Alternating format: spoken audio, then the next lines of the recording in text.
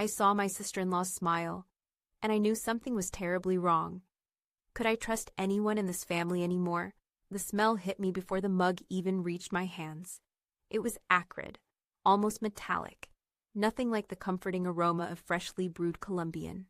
Tom, my husband, stood there, all innocent smiles and early morning cheer. "Morning, sleepyhead," he chirped, pushing the mug towards me. "Just the way you like it." Did he really think I wouldn't notice? We'd been together for 10 years, married for 7. I knew every quirk, every habit, every forced smile. This felt off, dangerously so. "Thanks, honey," I said, my voice a little too bright, a little too high-pitched. "You're the best." My sister-in-law, Sarah, was already at the kitchen table, scrolling through her phone, a half-empty mug of coffee beside her. Sarah and I had never really clicked. There was always a subtle undercurrent of competition between us, a constant measuring of lives and successes. Today, though, I needed her. I needed something. I took a tentative sip. It tasted wrong. Not just bad coffee wrong, but chemically wrong. Like something had been dissolved in it. My stomach churned. What was in it?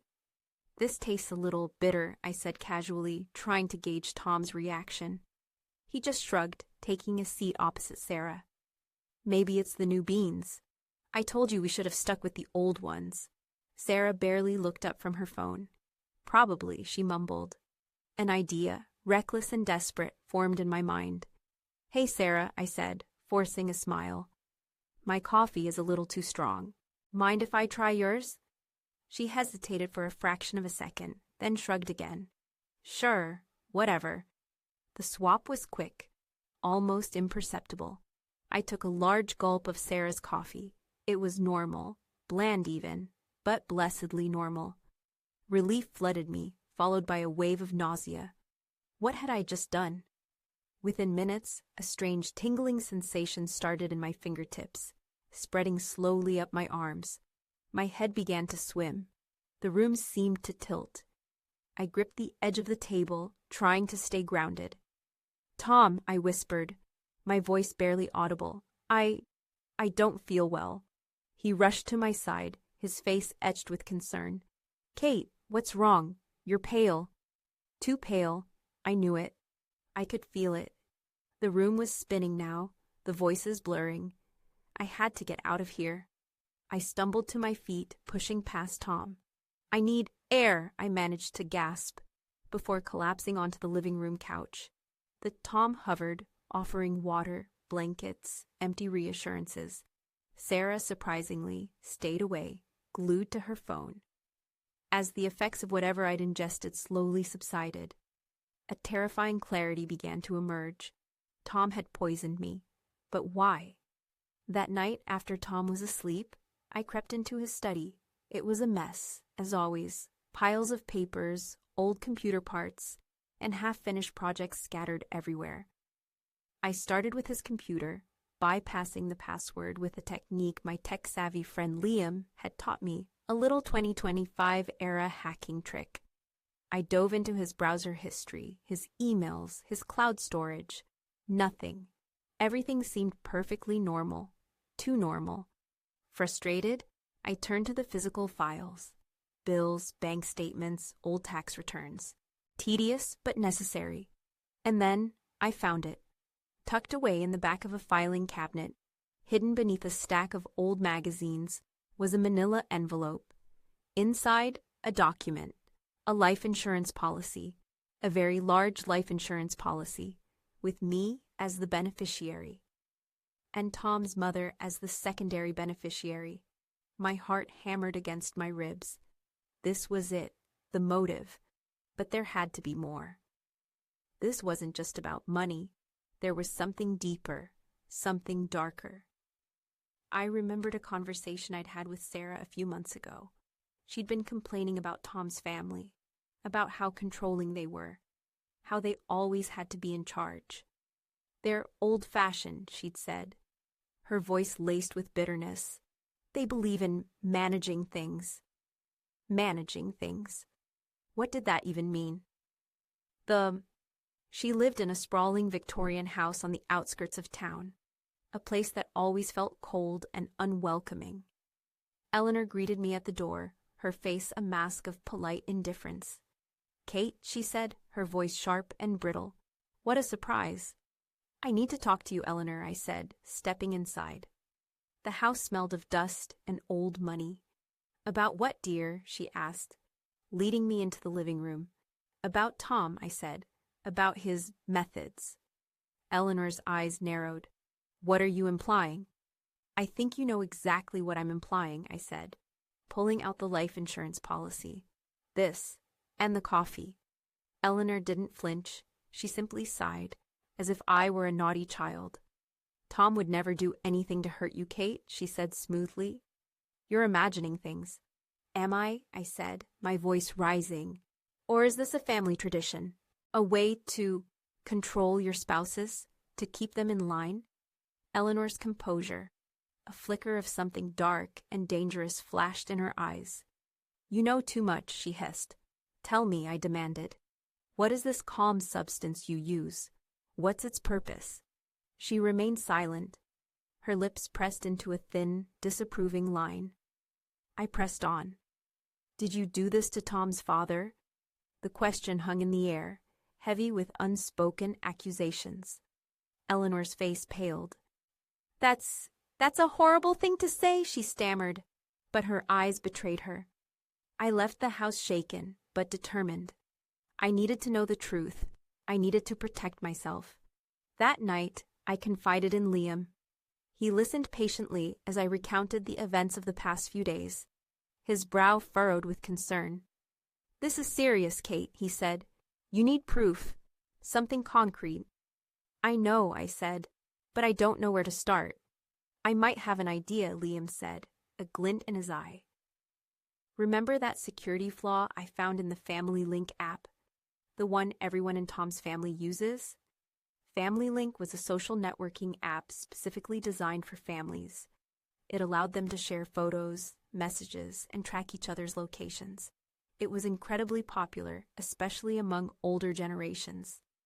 "You think you can hack into it?" I asked, my heart pounding with hope. "I can try," Liam said. "But it's risky. If they find out, they'll know we're on to them." "I don't care," I said. "I need to know the truth." Liam spent the room was filled with the hum of the computer and the frantic tapping of keys. I watched, my anxiety building with each passing minute. "I'm in," he said. "I've accessed their Family Link accounts." We started with Tom's account. Nothing suspicious, just the usual family updates and silly memes. Then we moved on to Eleanor's account. And that's when we found it. A hidden folder, password protected and encrypted. Liam managed to crack the password in minutes. Inside, a series of messages. Messages between Eleanor and Tom. Messages about the calm substance. Messages about dosage and timing. Messages about me. My blood ran cold. The messages were chilling, clinical, devoid of any emotion. They talked about me as if I were a lab rat, an experiment. They discussed my mood swings, my anxieties, my reactions to the calm substance. They were trying to control me. They were trying to break me. One message in particular stood out. It was from Eleanor to Tom, sent just a few days before the coffee incident. "Make sure she takes the full dose this time," it read. "We need to see results." I felt sick to my stomach. They had been planning this for weeks, maybe even months. "We need to go to the police," Liam said, his voice filled with anger. "This is attempted murder." "Not yet," I said. "I need more evidence. I need to know everything." I focused on the Family Link data, searching for anything else that could help me understand what was going on. I found financial records, medical reports, even old family photos. And then I saw it. A photo of Tom's father. He looked gaunt, pale, almost vacant. And beside him, Eleanor, her eyes filled with a chilling satisfaction. I realized then that Eleanor had done this before. She had controlled Tom's father, and now she was trying to control me. I had to stop her. But how? He denied everything, of course. He claimed that the messages were fake, that Eleanor was just trying to protect him. He even tried to gaslight me, telling me that I was imagining things, that I was being paranoid. But I didn't believe him. I saw the fear in his eyes. I saw the truth in his silence. "I know what you've been doing, Tom," I said, my voice trembling with anger. "I know about the coffee. I know about the calm substance. And I know about Eleanor." Tom, he confessed everything. He admitted that he had been poisoning me, that Eleanor had been orchestrating the whole thing. He claimed that he had been forced to do it, that Eleanor had threatened him. "She said she would ruin me," he sobbed. "She said she would take everything away from me. I didn't care. I was done. Done with the lies, done with the manipulation, done with Tom. I'm leaving you, Tom," I said, my voice cold and hard. "And I'm going to make sure you and Eleanor pay for what you've done." But how? Going to the police felt like the obvious choice. But I knew Eleanor would have ways to manipulate the system, to twist the truth. She was powerful, wealthy, and ruthless. I needed a different plan. Something that would expose her for who she really was. Something that would bring her down, once and for all. I decided to use social media. I knew that Eleanor valued her reputation above all else. She was obsessed with appearances, with maintaining the image of a perfect family. I created an anonymous social media account and started posting about the calm substance, about the controlling family, about the poisoned coffee. I didn't mention any names, but it was clear who I was talking about. The post quickly went viral. People were outraged. They demanded answers. They started investigating Tom and Eleanor. The pressure mounted. Eleanor's carefully constructed facade began to crumble. Her friends, her colleagues, even her own family members started to distance themselves from her. They launched an investigation into Eleanor and Tom. They interviewed me, Liam, and several other people who had been affected by Eleanor's actions. The evidence was overwhelming. Eleanor and Tom were arrested and charged with attempted murder and conspiracy. The trial was a media circus. The whole world was watching. Eleanor tried to deny everything, but the evidence was too strong. She was found guilty on all counts. Tom pleaded guilty and cooperated with the prosecution in exchange for a lighter sentence. Eleanor was sentenced to a long prison term. Tom received a shorter sentence, but his life was ruined. He lost his job, his friends, and his family. As for me, I was free from the lies, free from the manipulation, free from the fear. I divorced Tom and started a new life. I moved to a new city, got a new job, and surrounded myself with people who loved and supported me. But the experience had changed me. I was no longer the naive, trusting woman I once was. I was stronger, more resilient, and more aware of the darkness that lurks beneath the surface of even the most seemingly perfect families. A few years later, I received a letter from Sarah. She apologized for her role in everything, admitting that she had suspected something was wrong but had been too afraid to speak up. She said that I forgave her. I had to. Holding on to anger and resentment would only poison me, just like Eleanor had tried to do. What would you have done in my place? Could you forgive someone who had stood by while you were being poisoned? It's a difficult question, one that I still grapple with today. The truth is, revenge is a tempting emotion. It feels good momentarily to inflict pain on those who have wronged us. But in the end, it only consumes us, turning us into the very thing we despise. Forgiveness, on the other hand, is a powerful act of liberation. It frees us from the shackles of anger and resentment, allowing us to move on with our lives. It's not always easy. It takes courage, compassion, and a willingness to let go of the past. But it's always worth it. In the end, I chose forgiveness. Not because Tom and Eleanor deserved it, but because I deserved it. I deserved to be free. I deserved to be happy. The ordeal pushed me to create a nonprofit for women experiencing similar issues, using my tech knowledge to create secure communication channels and support networks. It was my way of turning a nightmare into a beacon of hope for others. It hasn't been easy, but as I sit here in 2025, sipping my tea in my sun-drenched garden, I can say with certainty that I am stronger than ever. I am a survivor, I am a fighter, and I am. So what would you do? Would you seek revenge, or would you choose forgiveness? Let me know in the comments below. And if you like this story, don't forget to like and subscribe for more true crime mysteries. Write what you'd choose.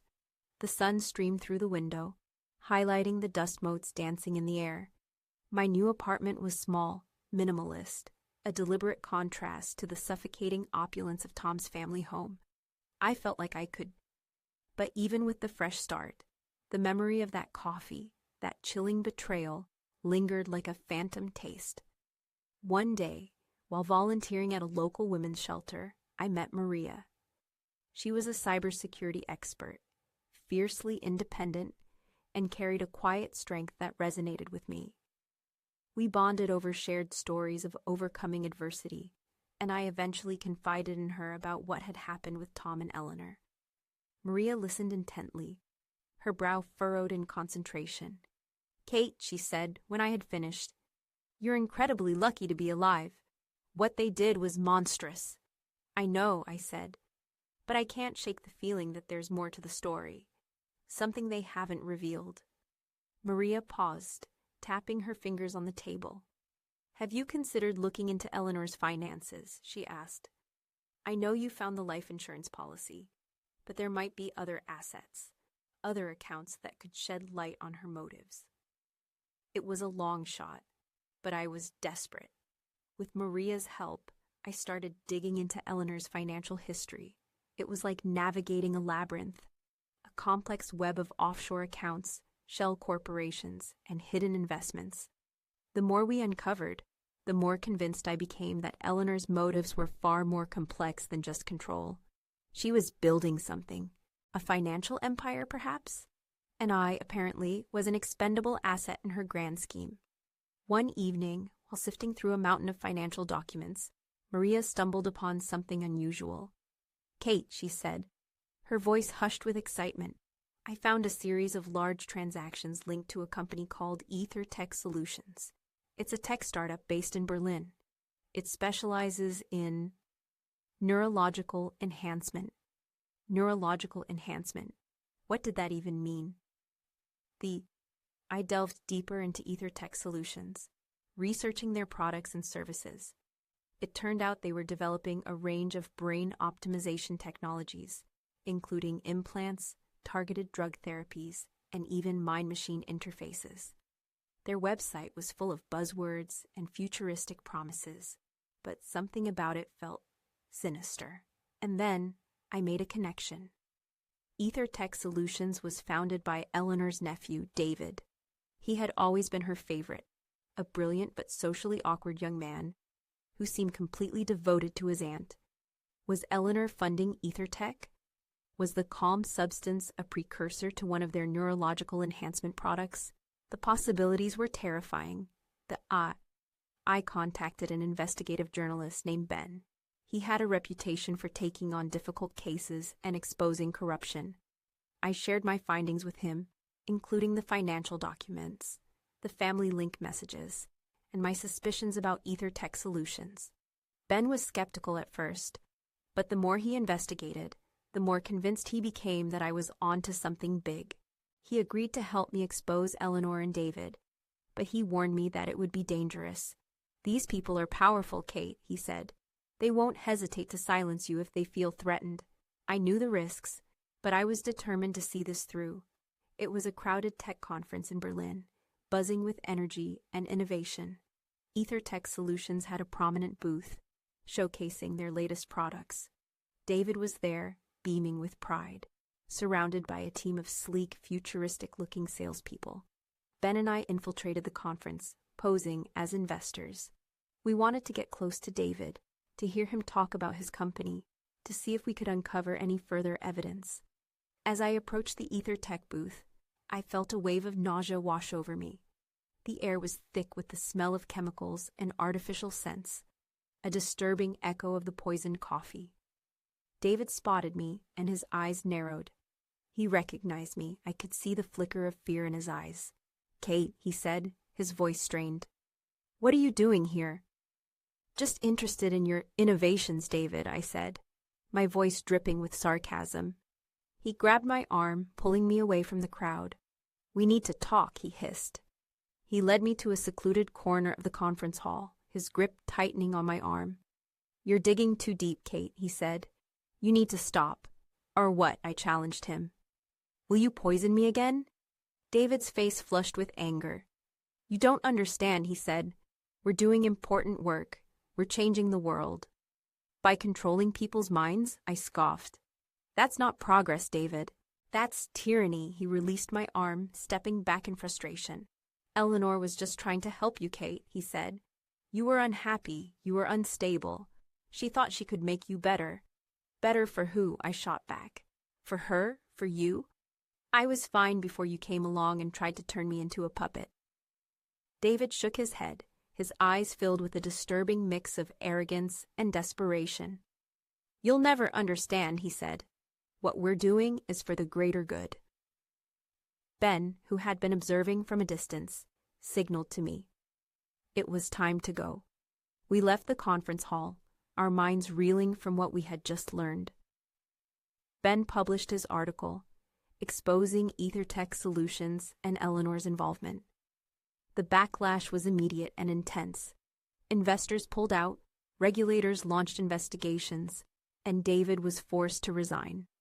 The company's reputation was in tatters, but Eleanor wasn't giving up. She hired a team of lawyers and public relations experts to try and discredit Ben and me. She claimed that we were spreading lies and misinformation, that we were trying to destroy her family. The battle was far from over. I started receiving anonymous threats, both online and offline. My apartment was broken into. My phone was hacked. I was being watched. I knew that Eleanor was behind it. She was trying to intimidate me, to scare me into silence. But I refused to be silenced. I refused to be intimidated. I had come too far. I had to see this through, no matter the cost. One evening, I received a strange package in the mail. It was a small, unmarked box. Inside, a USB drive. My heart pounded with dread. I plugged the USB drive into my computer. It contained a single file, a video.